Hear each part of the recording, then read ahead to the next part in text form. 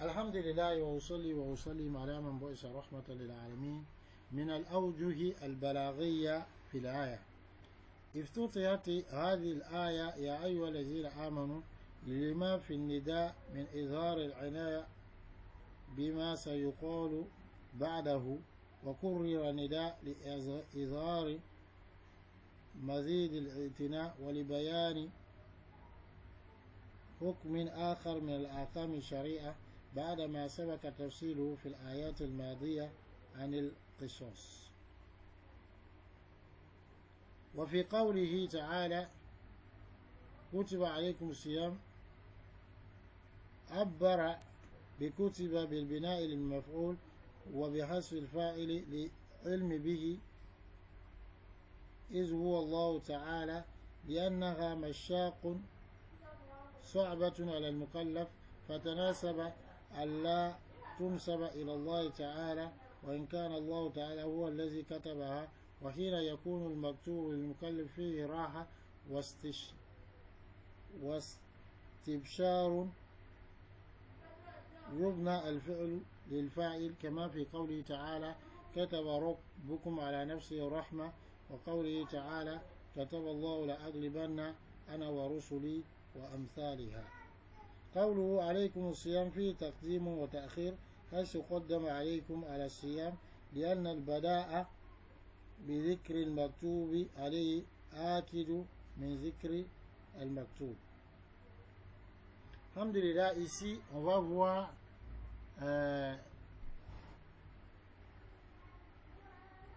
l'éloquence,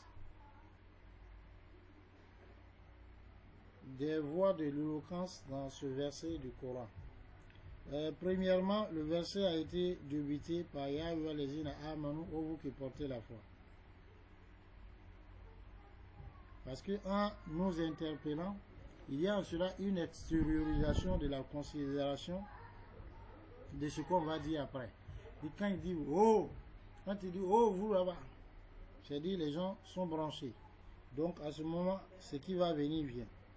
Et ici, on a répété l'interpellation, alors que dans les autres versets, Allah a dit, le verset qui précède ce verset, ô vous qui portez la foi, afin d'extérioriser plus de considération et afin donc de donner une autre règle parmi les règles de la législation, après tout ce qui a été détaillé dans les versets passés sur Al-Qisas, sur la loi de Talion. Ensuite, Allah dit comme il vous a été prescrit. Allah a dit Kutiba, comme vous a été prescrit, en ne disant pas qui a prescrit. Celui qui a prescrit, Allah ne l'a pas cité, mais c'est Allah lui-même. Allah ne l'a pas cité parce que on sait qui c'est. Et celui-là, c'est Allah lui-même, puisque c'est Allah qui parle. Mais une autre chose, c'est que c'est difficile, pénible, pour celui à qui le verset est adressé. Ce qu'on va dire là, c'est pénible. Donc, il a été plus convenable qu'on n'attribue pas à Allah subhanahu wa ta'ala. Alors qu'en réalité, c'est Allah lui-même qui a prescrit. Mais lorsque, par exemple, ce qu'on a prescrit aux musulmans pubères et au mukallaf, c'est-à-dire celui qui est pubère doué de raison, quand il y a en cela un repos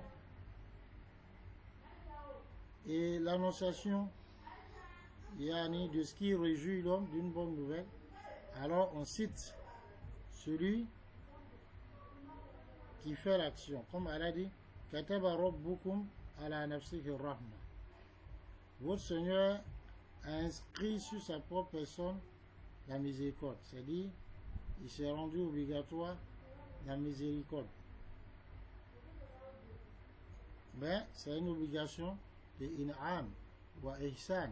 C'est-à-dire, il veut nous faire grâce, il veut être bienfaisant. Sinon, rien ne peut lui obliger quelque chose. Ou bien comme la partie où elle a dit Katab Allahu la'aglibanna ana wa rusuli. Allah subhanahu wa ta'ala a inscrit la'aglibanna. Par Allah, très certainement, yani je serai victorieux, ana moi, wa rusuli, et mes messagers.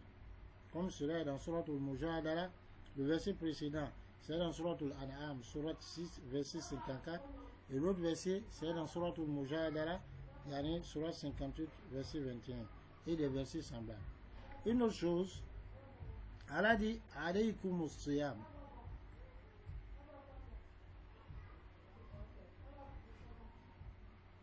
Il commence, il dit, vous a été prescrit le jeûne. Fi taqdim wa ta'khir. Il y a ici quelque chose qui est mis en avant et quelque chose qui est cité en dernière position. Haythu qaddama alaykum, puisqu'Allah a dit alaykum, sur vous, ala siyam. Ça a été mis en avant par rapport à siyam. C'est-à-dire qu'Allah dit alaykum siyam, vous a été prescrit le jeûne.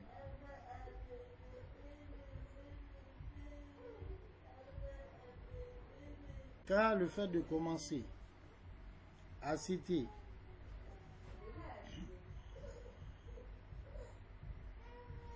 celui sur qui l'acte a été rendu obligatoire, alors cela a plus d'impact que le fait de citer l'acte même qui est rendu obligatoire. C'est-à-dire celui sur qui l'acte a été rendu obligatoire, c'est nous, les créatures d'Allah subhanahu wa ta'ala. Et maintenant, l'acte qui est rendu obligatoire, c'est le jeûne. Donc, commencez par citer celui-ci qui l'acte est plus obligatoire, cela a plus d'impact que de citer l'acte lui-même. Assalamu alaikum wa rahmatullah wa barakatuh. Ainsi prend fin l'exégèse du verset. À nous revoir demain avec l'exégèse d'autres versets.